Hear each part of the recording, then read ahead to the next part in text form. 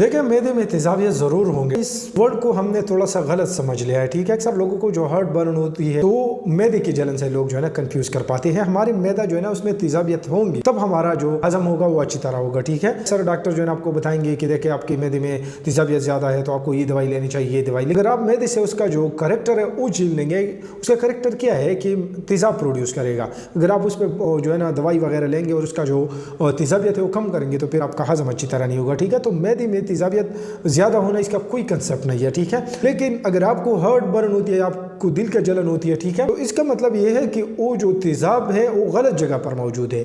वो जो food pipe यानी एसोफेगस जिसको हम कहते हैं वहाँ पर मौजूद है, जिसकी वजह से आपको जो है ना जलन महसूस होती है। आपके मैदे में तेजाब बहुत ज़्यादा बढ़ जाती है तब भी आपको जलन नहीं होगी, ठीक है, क्योंकि मैदे के लिए अल्लाह ने एक प्रोटेक्शन लेयर जो है ना तैयार की है जिसको हम म्यूकस कहते हैं।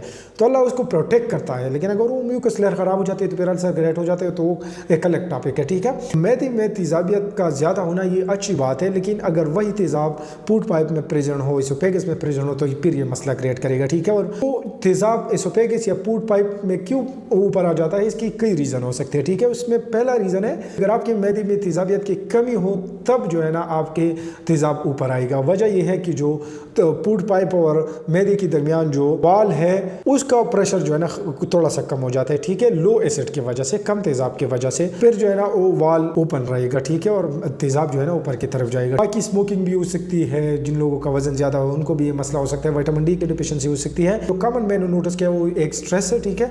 दूसरा तेजाबियत की कमी होता है। आपने तेजाब अपनी मैदे में ज़्यादा करना होगा तब आपको का ये मसला ख़त्म होगा, क्योंकि मेरे केस में भी यही था कि मैंने भी बहुत ज़्यादा दवाई खा ली थी, ठीक है, मैदे की तेजाबियत को कम करने के लिए, जिसकी वजह से वो मसला फिर परमानेंट हो गया था। लेकिन जैसे मैंने एप्पल साइडर विनेगर जिसमें एसिटिक एसिड होता है, ये बेसिकली एक तेजाब है, ठीक है, वो खाना शुरू कर दिया तो अल्हम्दुलिल्लाह मेरा एसिडिटी कंप्लीटली ख़त्म हो गया, ठीक है। आप भी भी इस्तेमाल कर सकते हैं। तो मैदे में कभी भी तेजाबियत को कम मत करें। Thank you.